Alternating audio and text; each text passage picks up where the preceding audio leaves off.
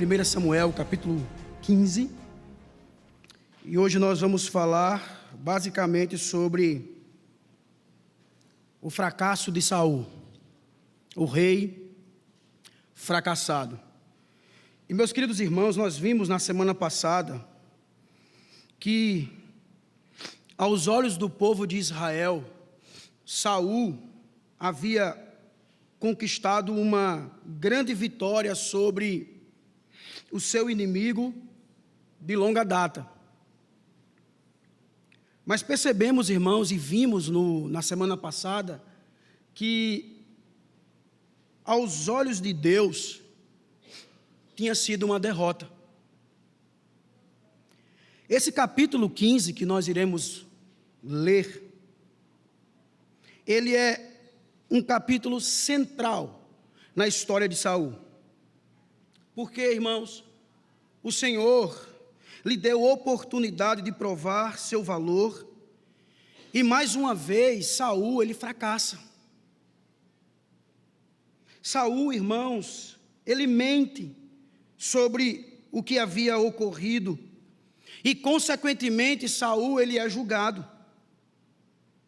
Saul, irmãos, ele tinha um costume de falar em vez de realizar, e de inventar desculpas em vez de confessar os seus pecados. Não importava o que acontecia, Saul, ele sempre colocava a culpa no outro. Ele sempre dizia que era o outro o culpado. Ele estava mais preocupado em manter uma boa imagem diante dos demais do que ser verdadeiramente bom diante de Deus. Meus irmãos, eu convido você a ler o verso 22 do capítulo 15. E no decorrer da mensagem nós estaremos lendo todo o capítulo 15. Diz assim o verso 22. Samuel, porém, respondeu: acaso tem o Senhor tanto prazer em holocaustos e em sacrifícios, quanto em que se obedeça à sua palavra? A obediência é melhor do que o sacrifício, e a submissão é melhor do que a gordura de carneiros. Vamos orar? Pai de amor e de imensa bondade, te somos gratos por estarmos aqui, e principalmente gratos por estarmos diante da Tua palavra. Fala aos nossos corações, Pai bendito. Ajuda-nos. Nós estamos aqui na total dependência do Senhor. Queremos, ó Pai, nesta tarde ouvir a Tua voz.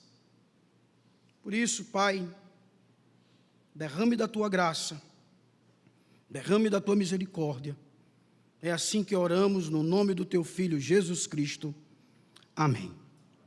Queridos, nesta tarde nós iremos observar os estágios desse episódio que custou a Saul seu reinado e, por fim, a sua vida.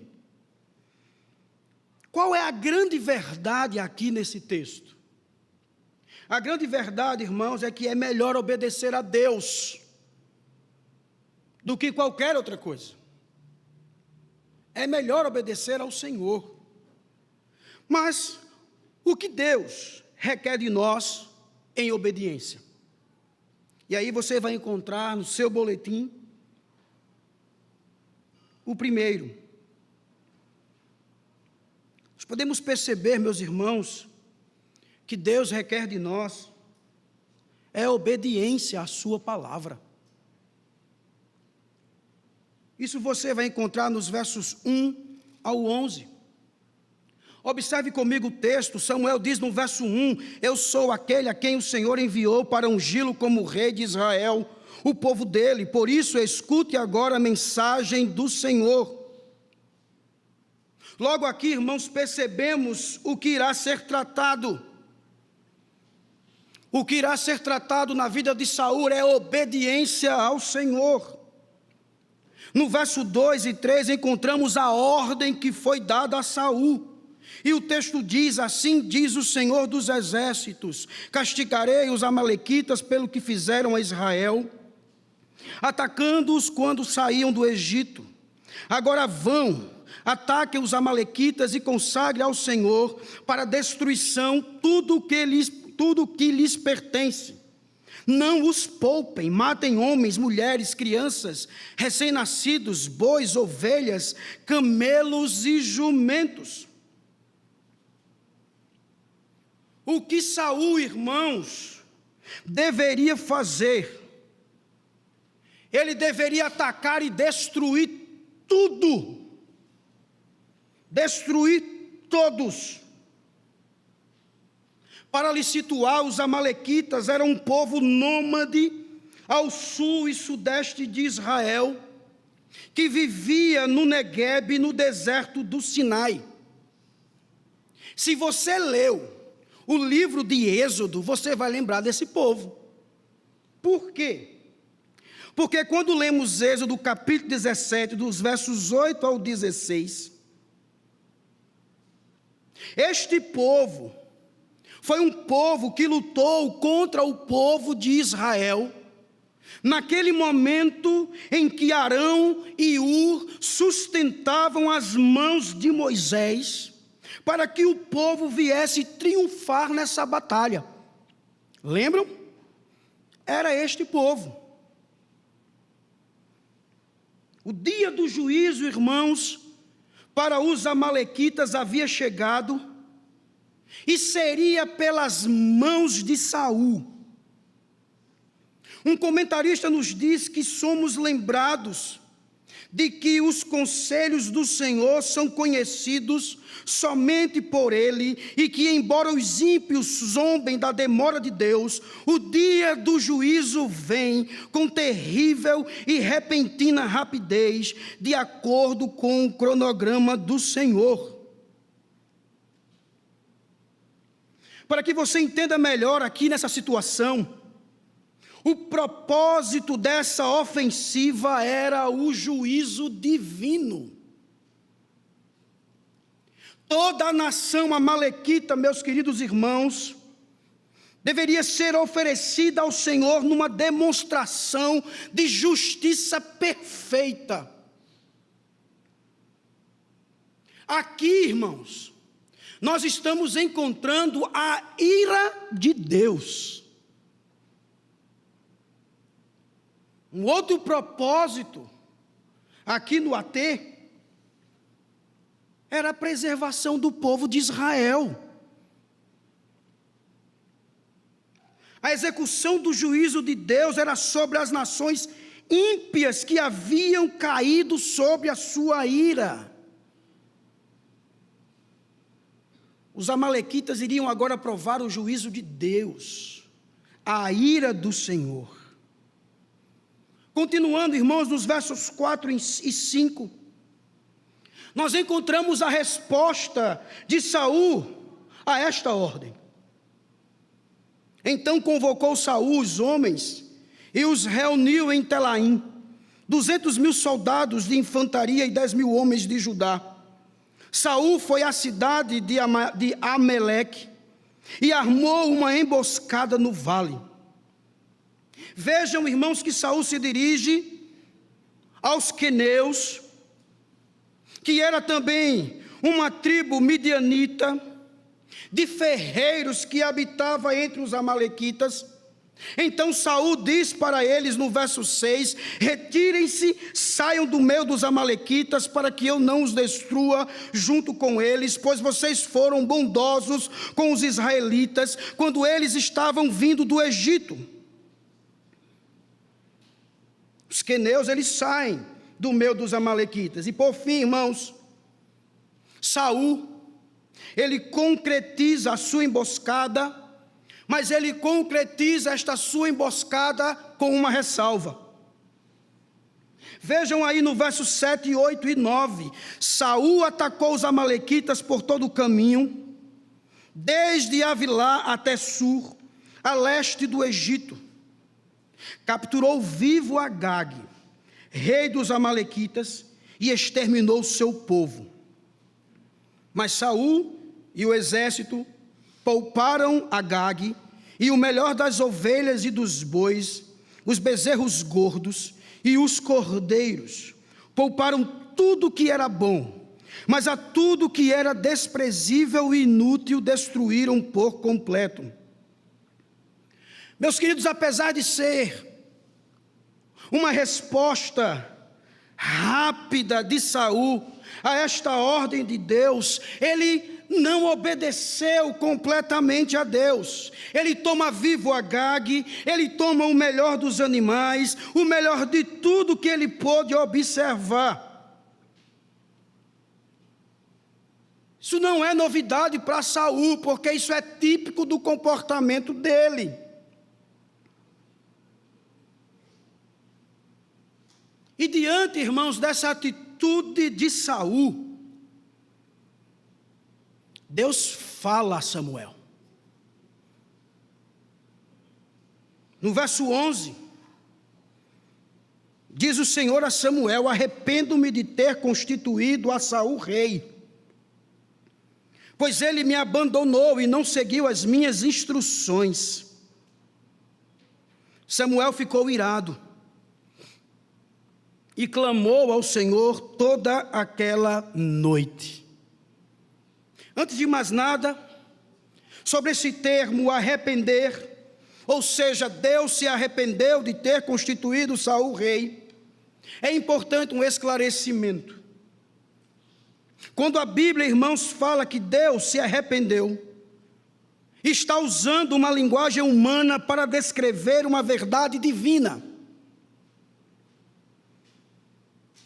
Deus, queridos, Ele conhece o futuro, inclusive as respostas às suas ordens, e jamais Ele fica sem saber o que fazer.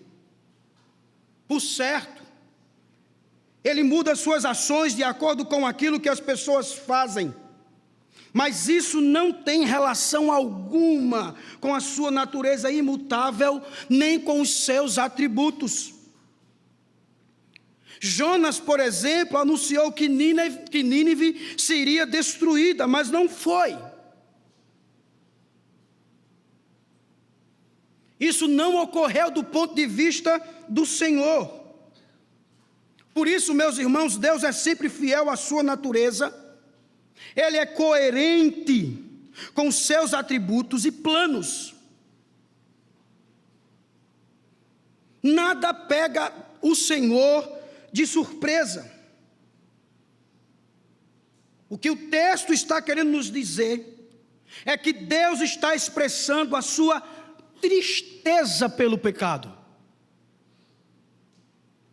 Deus aqui, Ele está triste pela falta de obediência.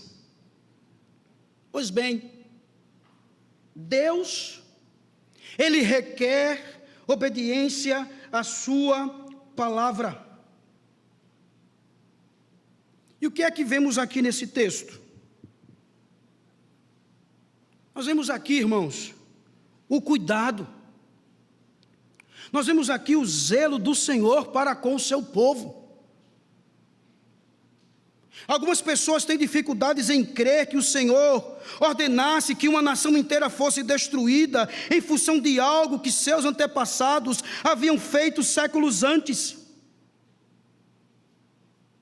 É possível que alguns desses críticos, eles venham se apegar mais em sentimentos do que verdades espirituais, sem perceber, meus irmãos, como o Senhor havia sido longânimo com essas nações e como eram perversas.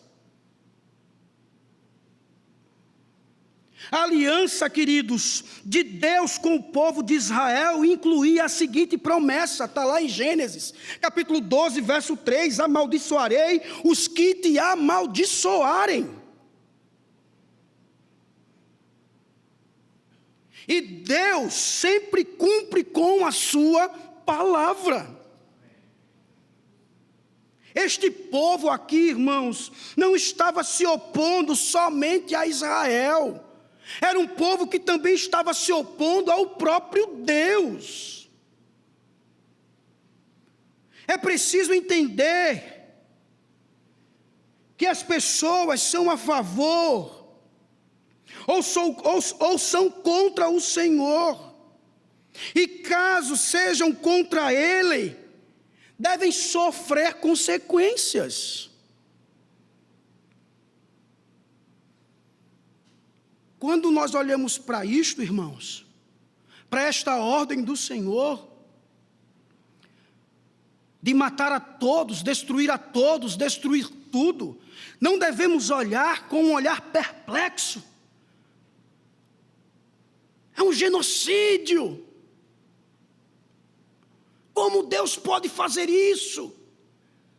Nós temos que olhar para isso aqui, irmãos, com os olhos espirituais e passarmos a ver aqui o zelo de Deus para com o seu povo. Nós estamos vivendo em outra época, em um outro momento. E nesse caso, a única área em que o povo de Deus pratica guerra santa hoje é espiritual. Isso está lá em Efésios capítulo 6, versos 10 ao 18. Especificamente os versos 11 e 12 nos diz: vistam toda a armadura de Deus para que possam ficar firmes contra as ciladas do diabo. Pois a nossa luta não é contra pessoas, mas contra os poderes e autoridades, contra os dominadores deste mundo de trevas, contra as forças espirituais do mal nas regiões celestiais. Ao olhar para isto, irmãos, para esta situação, nos faz lembrar da realidade do juízo de Deus.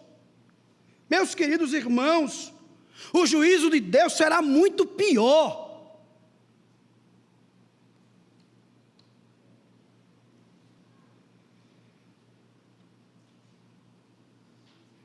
Deus é santo, e a sua ira arde contra todo o mal. O que é que diz Apocalipse capítulo 19, verso 15?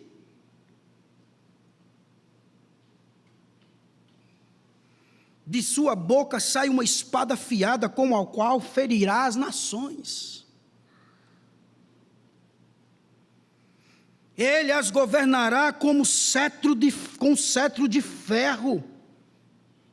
Ele pisa o lagar do vinho do furor da ira do Deus Todo-Poderoso.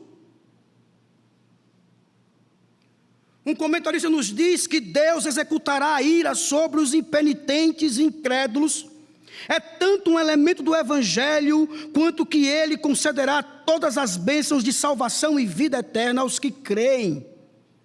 É muito proveitoso para todos nós olhar às vezes firmemente para esse solene atributo de Deus, justiça perfeita, como vingador dos impenitentes, porque isso nos mostra que o pecado não é algo que deva ser menosprezado. Ele diz, isso também nos mostra que a vontade de Deus não é algo que deva ser desprezado. E aí eu pergunto, você tem observado a vontade de Deus? Você tem tido cuidado de responder a essa vontade? Nós vimos, irmãos, que Saul fez algo admirável ao ter o cuidado de proteger os queneus. Mas ele não teve o mesmo cuidado com referência à vontade de Deus. Ele destruiu tudo, mas permitiu que o rei Agag viesse, ou melhor, vivesse, e que os soldados israelitas tomassem para si o melhor dos rebanhos. Meus irmãos, pensem comigo. Se o Senhor diz que algo é condenado, como podemos dizer que é o melhor?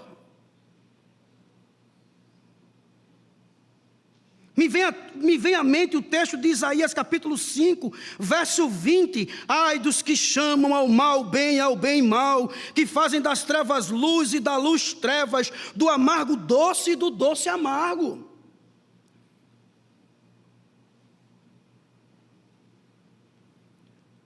Nós estamos sempre descobrindo maneiras de racionalizar o pecado. Nós sempre estamos o redefinindo.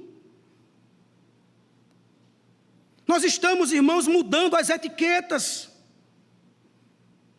É impossível alguém perder o sentido do discernimento do coração, não por causa da idade, mas por escolha própria, pela rejeição à lei do Senhor e o desprezo pela palavra do Senhor.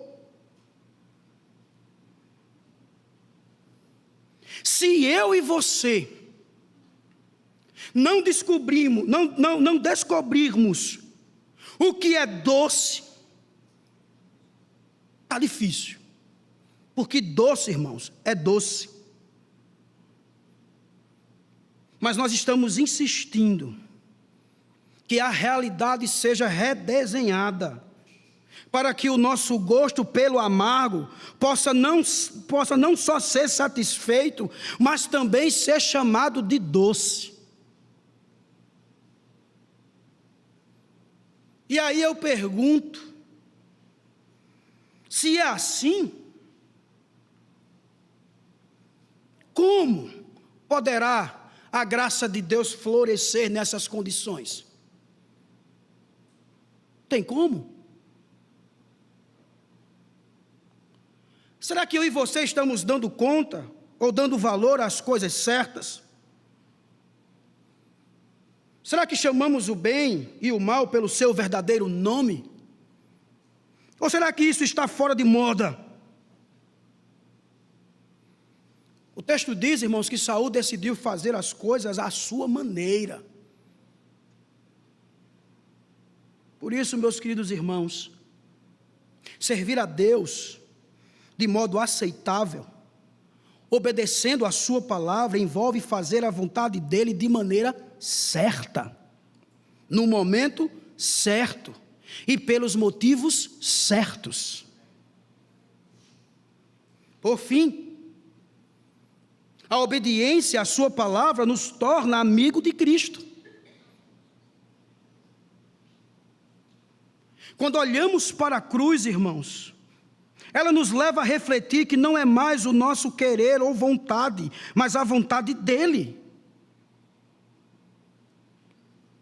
Quando nós olhamos para a cruz, somos lembrados que Cristo morreu para que eu e você pudéssemos ter essa oportunidade de conhecer a sua palavra.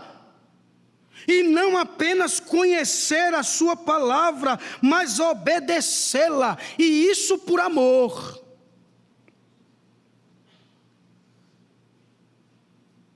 Sabe qual é uma das primeiras características da vida de um cristão? Obediência. Pronto. É uma das primeiras características, a obediência. Porque quando obedecemos à palavra de Deus, irmãos, nós nos tornamos íntimos de Cristo.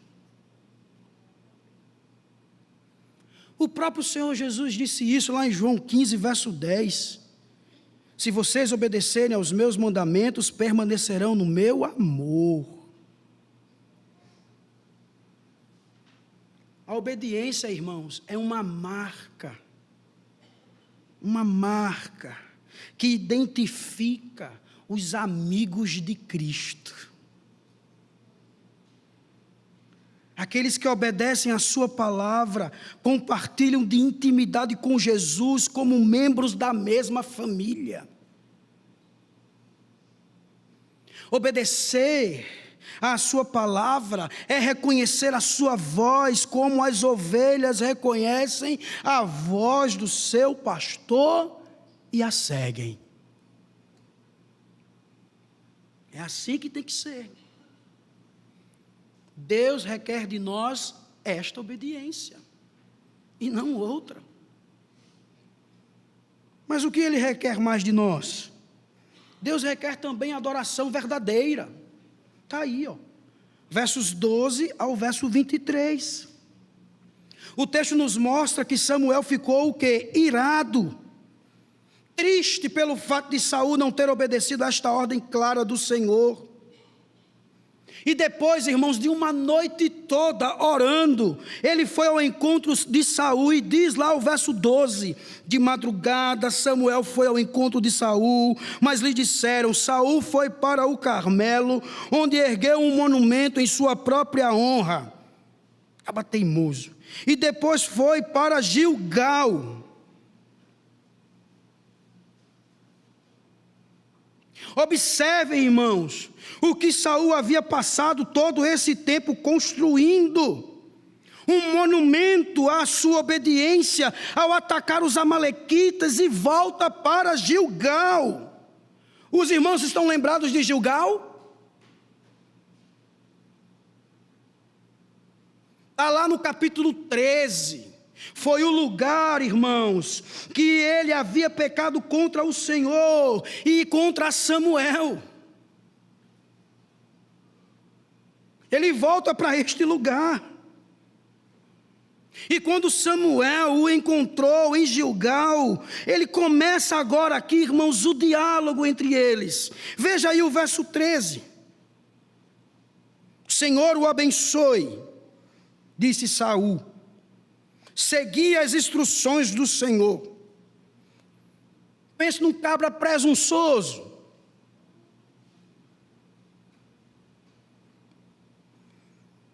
Ele mesmo se elogia. Saul, meus queridos, ele é muito hipócrita. Continuando, no verso 14, Samuel responde com aquela resposta: então, que balido de ovelhas é esse que ouço com os meus próprios ouvidos? Que mugido de bois é esse que estou ouvindo? Saul, irmãos, ele inicia a sua desculpa, pois ele mesmo já havia percebido que Samuel já sabia do seu pecado, e de que ele não tinha obedecido às ordens do Senhor. E olha o que ele diz no verso 15: respondeu Saul: os soldados os trouxeram dos amalequitas, eles pouparam o melhor das ovelhas e dos bois para o sacrificarem ao Senhor seu Deus, mas destruímos totalmente o restante. Novamente, irmãos, Saul, ele mente. Pela segunda vez, Saul mente.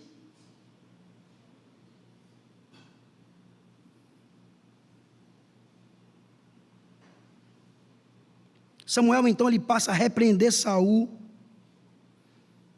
e passa a relatar aquilo que o Senhor havia dito a respeito dele. Nos versos 17 ao 19 nos diz: embora pequeno aos seus próprios olhos, você não se tornou o líder das tribos de Israel. O Senhor o ungiu como rei sobre Israel e o enviou numa missão, ordenando: vá e destrua completamente aquele povo ímpio, os amalequitas, guerreie contra eles até que os tenha eliminado. Por que você não obedeceu ao Senhor? Por que se lançou sobre os despojos e fez o que o Senhor reprova? E aí, irmão Saul, no verso 20, diz o seguinte: mas eu obedeci ao Senhor, cumpri a missão que o Senhor me designou, trouxe Agag, o rei dos amalequitas, mas exterminei os amalequitas. Novamente Saul, ele joga a culpa nos outros, e ele joga a culpa no seu exército. Pense no comandante, Joia. Acho que fosse num navio afundando, ele seria o primeiro a pular. E a tripulação que se vire. Mas foi assim. Mas ele vai além, irmãos, da sua mentira. Olha o que diz o verso 21. Os soldados tomaram ovelhas e bois do despojo, o melhor do que estava consagrado a Deus para a destruição, a fim de os sacrificarem ao Senhor seu Deus em Gilgal. Outra desculpa esfarrapada, dizendo que aqueles animais eram agora para consagrar como sacrifício ao Senhor. Qual é o comportamento de Samuel, irmãos? Samuel, ele rejeita todas essas mentiras e passa agora a explicar o motivo de Deus não considerar os animais um sacrifício aceitável. Diz o verso 22, acaso tem o Senhor tanto prazer em holocaustos e em sacrifícios, quanto em que se obedeça à sua palavra? A obediência é melhor do que o sacrifício, e a submissão é melhor do que a gordura de carneiros. E aí, irmão Samuel, ele faz uma comparação sobre o comportamento rebelde de Saul, dizendo, no verso 23, pois a rebeldia é como o pecado da feitiçaria, e a arrogância como o mal da idolatria. Assim como você rejeitou a palavra do Senhor, ele o rejeitou como o rei. Saul acaba de receber a sua sentença. E aí, meus irmãos, vem novamente a clássica pergunta: como tem sido a nossa adoração ao Senhor?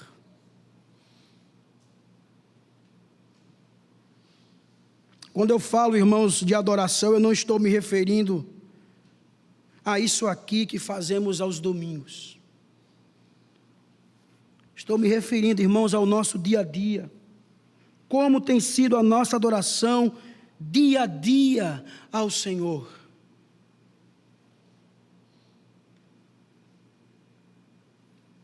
O erro fundamental de Saul é extremamente comum hoje. Os cristãos geralmente se declaram obedientes a Deus em muitas questões. Sou obediente nas doutrinas, sou obediente na mordomia financeira, sou obediente na pureza sexual, na fidelidade matrimonial, na adoração, no evangelismo. Eu guardo o domingo e tantas outras coisas. Mas, de fato, irmãos, a conduta não está em harmonia com o ensino bíblico.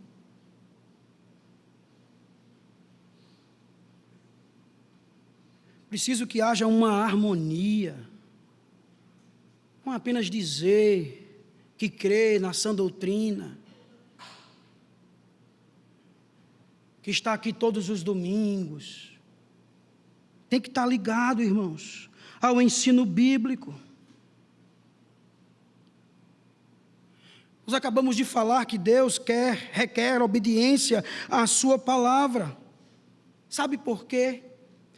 Porque, irmãos, para que a nossa adoração seja verdadeira, nós precisamos obedecer ao que Ele realmente ordenou.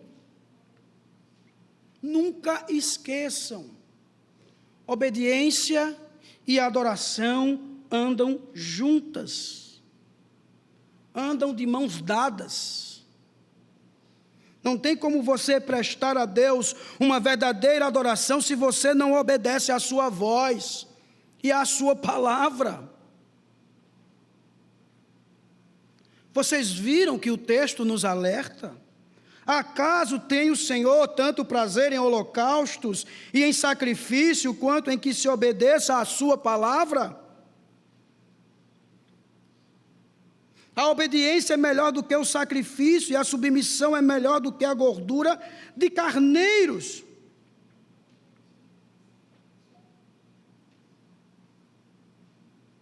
Deus, irmãos, requer de nós adoração verdadeira, tanto comunitária como no dia a dia. Mas que essa adoração seja acompanhada de obediência. Hebreus 12, verso 28, falando sobre a adoração comunitária, nos diz: portanto, já que estamos recebendo um reino inabalável, sejamos agradecidos e assim adoremos a Deus de modo aceitável, com reverência e temor. Romanos capítulo 12, verso 1 ao 2, sobre a adoração dia após dia, nos diz: portanto, irmãos, rogo-lhes pelas misericórdias de Deus, que se ofereçam em sacrifício vivo, santo e agradável a Deus. Este é o culto racional de vocês. Não se amoldem ao padrão deste mundo, mas transformem-se pela renovação da sua mente, para que sejam capazes de experimentar e comprovar a boa, agradável e perfeita vontade de Deus. Irmãos,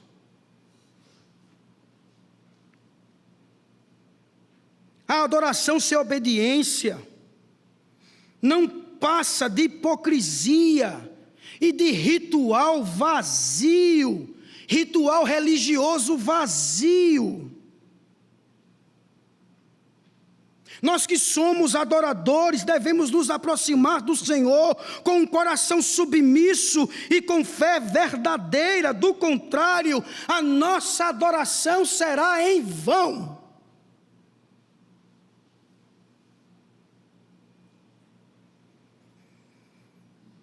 Lembram de Davi? Quando ele estava no deserto e longe dos sacerdotes e do santuário de Deus? Vejam lá no Salmo 141, verso 2, ele diz: suba a minha oração perante a tua face como incenso, e as minhas mãos levantadas sejam como o sacrifício da tarde. Davi, irmão, sabia que o Senhor aceitaria a adoração de seu coração. E é isto que o Senhor deseja de cada um de nós: a adoração de coração, que venha de lá de dentro.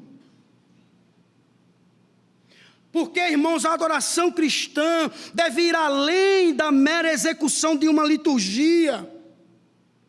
Eu e você devemos adorar a Deus, como diz João capítulo 4, verso 24, em espírito e em verdade. Como diz Colossenses capítulo 3, verso 16, olha o que Paulo diz: louvando a Deus com cânticos espirituais, com gratidão em vossos corações.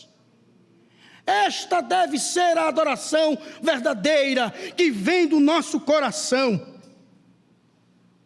Se não for assim, irmãos, é em vão. Como já disseram, não passa do teto.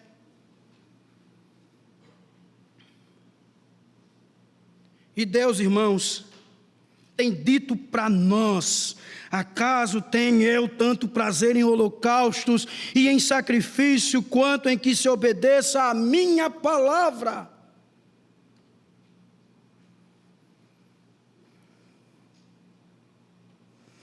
Irmãos, 2 pecados são citados aqui também: rebeldia e arrogância. Por que eu trago esses 2 pecados? E por que o texto traz esses 2 pecados?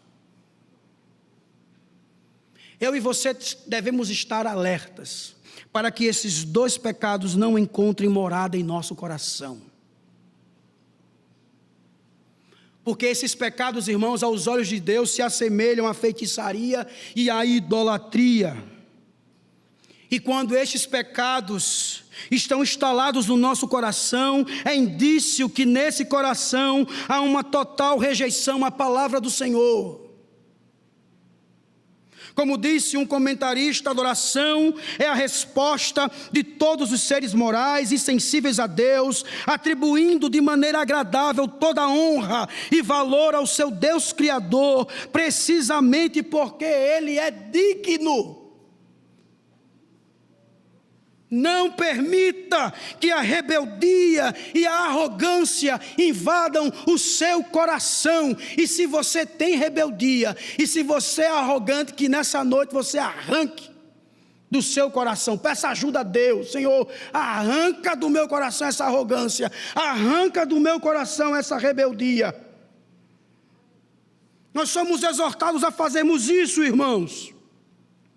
O Salmo 95, versos 6 e 7 nos diz: venham, adoremos prostrados e ajoelhemos diante do Senhor, o nosso Criador, pois Ele é o nosso Deus, e nós somos o povo do seu pastoreio e rebanho que Ele conduz. E isso deve ser feito, irmãos, com alegria. Pois vejam o que diz o Salmo 100, verso 2: prestem culto ao Senhor com alegria, entre na sua presença com cânticos alegres.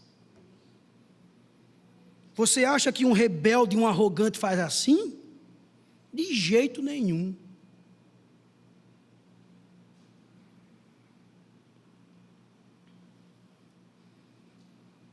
Eu e você,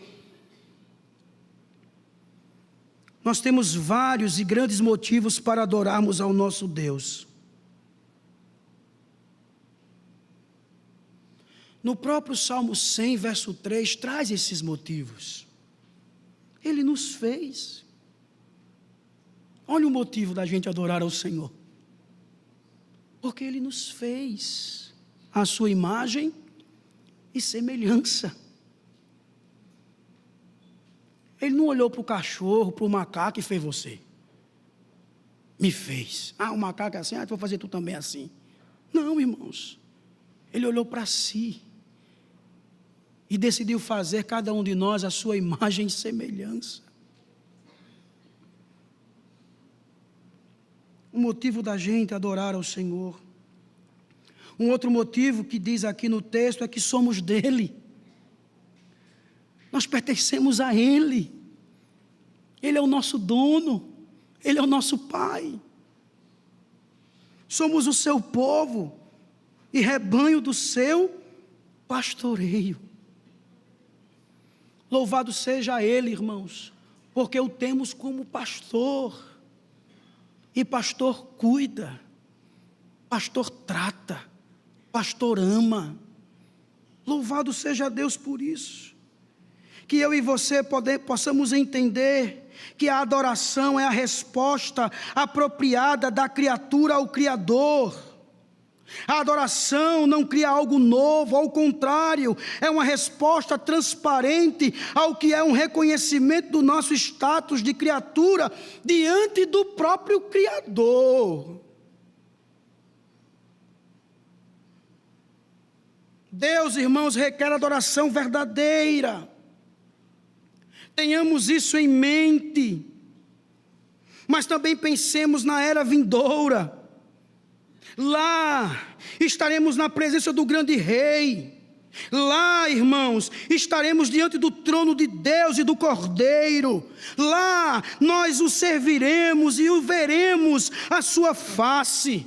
Lá, meus queridos, não haverá mais noite e não precisará mais de luz de lâmpada e nem a luz do sol. Por quê? Porque, irmãos, o Senhor Deus iluminará e nós reinaremos pelos séculos dos séculos. Está lá em Apocalipse 22. Por isso, irmãos, diante dessa questão da adoração, nós venhamos ter esperança. Esperança de que eu e você estaremos na presença real e revelada de Deus, que o adoramos, que iremos adorá-lo, não mais como estamos aqui, mas com corpos glorificados. Nós precisamos parar e pensar, irmãos, mas é no céu. Você tem pensado no céu? Temos parado tantas das vezes para pensarmos nas coisas deste mundo, o que iremos fazer amanhã, o que iremos comer amanhã, o que iremos vestir, como será o dia de trabalho, e isso e aquilo, irmãos. Vamos pensar mais no céu. Pense como será você lá. Pense você lá adorando ao Senhor. Pense como será a sua adoração celestial. Porque, irmãos, quando pensamos nisso, aqui na terra seremos levados a buscarmos uma adoração verdadeira. Quando pensamos mais no céu, aqui na terra seremos levados a buscarmos a santidade. Quando pensamos no céu, irmãos, seremos cheios aqui na terra de alegria e confiança em meio a tantos sofrimentos que passamos. Então, meus irmãos, eu e você devemos aguardar por esse grande dia. Como já disseram, devemos aguardar como um bebê no ventre, onde estamos nos preparando para a continuação de nossa vida atual, que será diferente, além do que podemos imaginar, meus irmãos. De certa maneira, nós aqui já estamos usufruindo os benefícios da era vindoura. No entanto, eu e você não podemos nos contentar apenas com isso. Há muito mais, irmãos, nos aguardando. Muito mais. Por isso que nós precisamos nos agarrar nessa esperança de que um dia não faremos mais nada. Mais nada, irmãos, a não ser adorá-lo. E esse dia vai chegar. E devemos pedir por esse dia todas as noites. Deve estar nas nossas orações, em todas as nossas orações. Maranata, ora vem, Senhor Jesus. Deve ser assim. Deve ser desta forma. Conversando sobre algumas coisas, um certo jovem me perguntou: pastor, o que é que o senhor queria hoje? Eu disse: meu irmão, eu queria que o Senhor voltasse. Mas seus filhos, sua esposa? Eu digo: irmão, eu queria que ele voltasse. Ela vai estar lá também. Creio que meus filhos também estarão lá, meus irmãos. Então eu queria que ele voltasse. Mas o senhor tem medo de morrer? Tenho nada, irmão. Nós temos que ter, irmãos, o mesmo sentimento de Paulo: eu prefiro estar com Cristo. Morrer é lucro. Devemos aguardar, irmãos, esse grande dia que iremos adorá-lo em espírito e em verdade. Sempre. Onde não haverá mais nada, somente isto.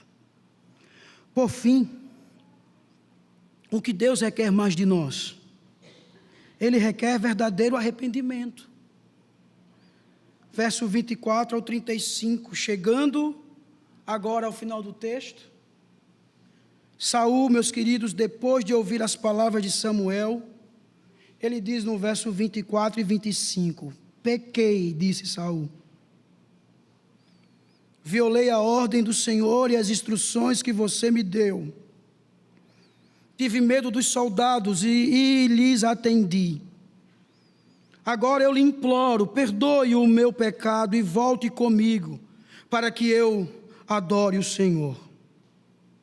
A princípio, pensamos que essa expressão, pequei, foi uma expressão de verdadeiro arrependimento e de pesar por haver pecado. Mas não foi, irmãos. Pois quando ele repetiu essas palavras, lá no verso 30, ele acrescenta: honra-me, porém, agora, diante dos anciãos do meu povo. Saul, ele estava mais preocupado com a sua reputação diante do povo, do que com seu caráter diante de Deus. E aí, irmão, Samuel passa a dizer-lhe no verso 26, não voltarei com você. Você rejeitou a palavra do Senhor, e o Senhor o rejeitou como rei de Israel. Samuel, ele sabia que o Senhor não receberia a adoração de Saul, uma vez que o próprio Deus tinha o rejeitado. E aí, meus irmãos, Saul entra em desespero, ao se agarrar à barra do manto de Samuel, ao ponto de rasgá-la. Então, após essa cena, Samuel diz nos versos 28 e 29, o Senhor rasgou de você, hoje, o reino de Israel, e o entregou a alguém que é melhor que você. Aquele que é a glória de Israel não mente nem se arrepende, pois não é homem para se arrepender. Samuel aqui passa a usar uma ilustração, a cena, e anuncia que Deus havia rasgado o reino das mãos de Saul. Eu gostaria que você percebesse que Samuel chama Deus de a glória de Israel. Por quê? Porque este nome, meus queridos irmãos, se refere à glória, à eminência e à perfeição de Deus. Então, novamente, Saul repete a súplica: pequei. No verso 30, honra-me perante as autoridades do meu povo e perante Israel, volte comigo para que eu possa adorar o Senhor seu Deus. Irmãos, essas palavras de Saul são palavras opostas do que os reis deveriam fazer. Porque vejam que durante o comissionamento de Saul, em 1 Samuel capítulo 12, Samuel o advertiu dizendo que ele deveria temer a quem? Ao Senhor, não ao povo. Tema ao Senhor. Mas como o próprio Saul reconheceu, ele temeu o povo. Saul, irmãos, deveria atentar para a voz de Deus, mas deu ouvido à voz do povo. Então, Samuel tem uma atitude que parece que está desconectada, mas não está. Versos 32 e 33 diz assim: então Samuel disse, traga-me Agag, o rei dos amalequitas. Agag veio confiante, pensando, com certeza já passou a amargura de morte. Samuel, porém, disse, assim como a sua espada deixou mulheres sem filhos, também sua mãe ficará sem o seu filho entre as mulheres. E Samuel despedaçou Agag perante o Senhor em Gilgal. Por que isso está aqui? Porque, irmãos, Samuel tem uma atitude totalmente diferente da de Saul. Samuel, ele estava olhando para o Senhor. Samuel, ele estava olhando para o Senhor como glória de Israel. Samuel não estava preocupado com a sua reputação, e sim com a glória de Deus no meio do seu povo. No poder da sua palavra que deve ser crida e obedecida. Foi com essa visão em mente que Samuel teve essa atitude. E com isso Samuel revela a destruição que sofrerá todo aquele que enfrentar o juízo de Deus sem ser perdoado. Samuel mostra a Saul e a todos nós que a palavra de Deus ela deve ser cumprida. Que não fica pelo caminho. Porque lá na frente Deus disse, destrua todos e tudo.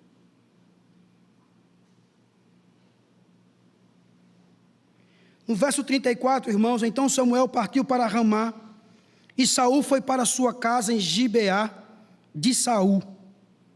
Nunca mais Samuel viu a Saul, até o dia de sua morte. Mas olha o que interessante. Se entristecesse por causa dele, porque o Senhor arrependeu-se de ter estabelecido Saul como rei de Israel. Nunca, irmãos, Samuel ficou feliz com tudo isso. Ele nunca torceu para que este rei fosse reprovado. O coração de Samuel estava o tempo todo no Senhor, demonstrando assim a sua graça no caráter. Samuel, irmão, se entristeceu com essa situação de ver Saul permanecendo perdido em pecado. Não pensem que foi fácil para Samuel, que não foi. Não foi, irmãos. Mas aí, meus queridos, o que é então o arrependimento? Por que está nos levando ao arrependimento esse texto? O que significa o arrependimento? Meus queridos, o arrependimento é uma graça do Espírito de Deus por meio da qual um pecador é humilhado em seu íntimo e transformado em seu caráter, a fim, irmãos, de proporcionar melhor entendimento. Saiba que o remédio, ou melhor, que o arrependimento é um remédio espiritual, formado de 6 componentes especiais. Primeiro, o verdadeiro arrependimento, irmãos, que Deus requer de nós, é preciso que nós venhamos ter a percepção do pecado. É preciso que nós venhamos ter a tristeza pelo pecado. É preciso que venhamos confessar o pecado, ter vergonha pelo pecado, ódio pelo pecado, converter-se do pecado. Se um for deixado de fora, meus queridos, o arrependimento perde o seu poder. Antes que um homem venha a Cristo, ele tem primeiramente de vir a si mesmo. Uma pessoa, meus queridos irmãos, deve antes de tudo reconhecer e considerar o que é o seu pecado e conhecer a praga de seu coração antes que seja devidamente humilhado por ela. A primeira coisa que Deus criou foi a luz. Portanto, a primeira coisa que deve haver em uma pessoa arrependida é a iluminação. Já disseram, irmãos, que os olhos são feitos tanto para ver como para chorar. Antes de lamentarmos pelo pecado, temos de vê-lo.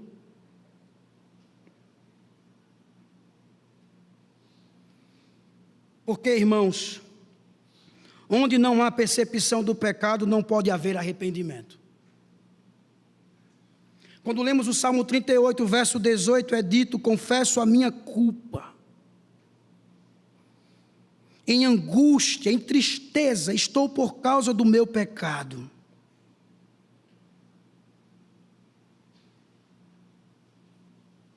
Ficar triste por causa do pecado, meu irmão, é basicamente ter a alma, por assim dizer, crucificada. Isso precisa estar presente no verdadeiro arrependimento. É como se você e eu sentíssemos os cravos da cruz penetrando o nosso corpo. Alguém pode esperar arrepender-se sem tristeza? Pode. Mas aquele que se arrepende sem entristecer-se, nos deixa incertos do seu arrependimento. Porque, irmãos, a tristeza pelo pecado não deve ser superficial, deve ser uma agonia santa.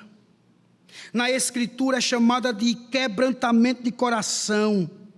Salmo 51, verso 17 nos diz: os sacrifícios que agradam a Deus são um espírito quebrantado, um coração quebrantado e contrito, ó Deus, não desprezarás. É o rasgar o coração, como diz Joel 2, verso 12: rasgai o vosso coração. Meus irmãos, a tristeza pelo pecado implica tornar Cristo precioso, implica repelir o pecado, implica preparar-se para receber firme consolo. Tem que chorar mesmo. Pecou, tem que chorar, tem que se entristecer, porque é agora que receberemos o consolo. Por isso, meu querido irmão, se arrependa de forma verdadeira. Não seja hipócrita. O arrependimento dos hipócritas evidencia somente a face exterior. Faça com que o seu coração venha sangrar por causa do pecado. Como diz um comentarista, aquele que lamenta verdadeiramente o pecado se entristece por conta das incitações do orgulho e da concupiscência. Ele se entristece por causa da raiz de amargura, embora ela nunca prospere até o ponto de levá-lo a agir. Um homem ímpio pode sentir-se atribulado por pecados escandalosos. Um verdadeiro convertido lamenta os pecados do coração. Verdadeiro arrependimento, irmãos, requer confissão. Não uma confissão qualquer, mas a confissão de verdade. Aquela confissão que é espontânea, que é com contrição, que é com sinceridade, especificando cada pecado, dando nome a cada um, confessando a fonte do pecado. Saul, irmãos, confessou o seu pecado, sim, mas não a sua confissão foi verdadeira. A confissão de pecados de Davi, o arrependimento melhor de Saul, não teve estas qualificações. A vergonha pelo pecado deve estar presente num verdadeiro arrependimento.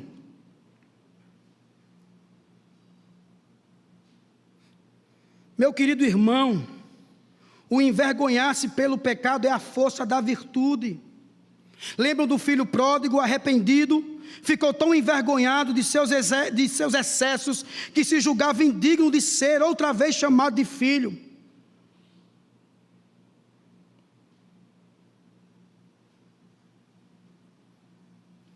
O verdadeiro arrependimento nos leva a termos ódio do pecado. Odeie, meu irmão, o pecado. Abandone o pecado. Como Paulo lançou aquela víbora, atirando-a no fogo, lá em Atos 28, verso 5, devemos ter essa mesma atitude, porque morrer para o pecado é a vida do arrependimento, meu querido irmão.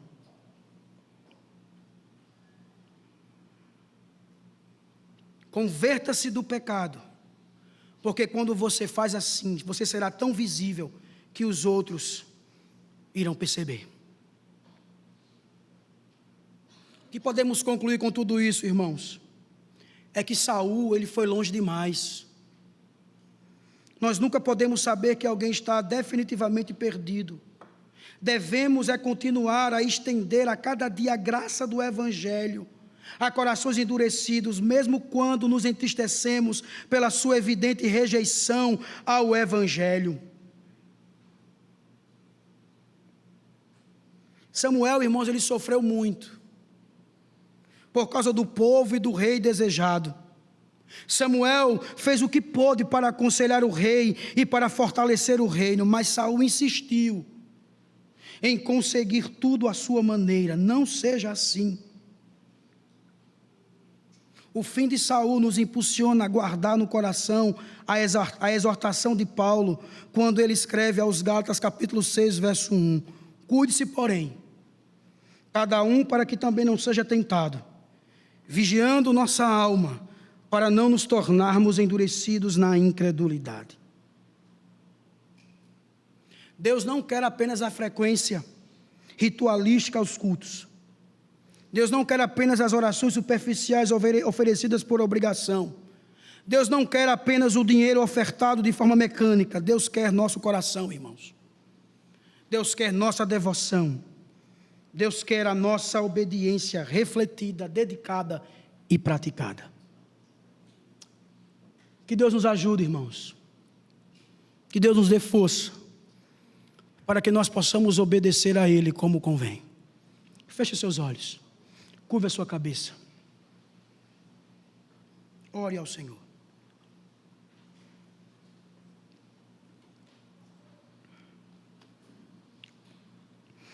Senhor,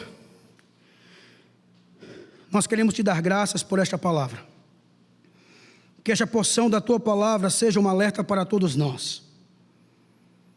Que é melhor, ó Pai, obedecer acima de tudo e de todos. Nos ajude, ó Pai, para que possamos te obedecer, te adorar e nos arrependermos de forma verdadeira. Que não venhamos ter essas atitudes de Saul, ó Pai, mas sim que o sentimento de Davi possa estar dentro de nós, ao ponto de que quando ele pecou e desobedeceu, ele disse: tem misericórdia de mim, ó Deus, por teu amor, por tua grande compaixão, apaga as minhas transgressões, lava-me de toda a minha culpa e purifica-me do meu pecado, pois eu mesmo reconheço as minhas transgressões, e o meu pecado sempre me persegue. Contra ti pequei, e fiz o que tu reprovas, de modo que justa é a tua sentença, e tens razão em condenar-me. Sei que sou pecador desde que nasci, sim, desde que me concebeu minha mãe. Sei que desejas a verdade no íntimo, ó Pai, e no coração me ensinas a sabedoria. Purifica-me com hisopo, e ficarei puro. Lava-me, e mais branco do que a neve serei. Faze-me ouvir de novo júbilo e alegria, e os ossos que esmagastes exultarão. Esconde o rosto dos meus pecados, e apaga todas as minhas iniquidades. Cria em mim um coração puro, ó Deus, e renova dentro de mim um espírito estável. Não me expulse da tua presença, nem tires de mim o teu espírito. Devolve a alegria da tua salvação e sustenta-me com um espírito pronto a obedecer. É assim que oramos, Pai, em nome do teu Filho Jesus Cristo. Amém.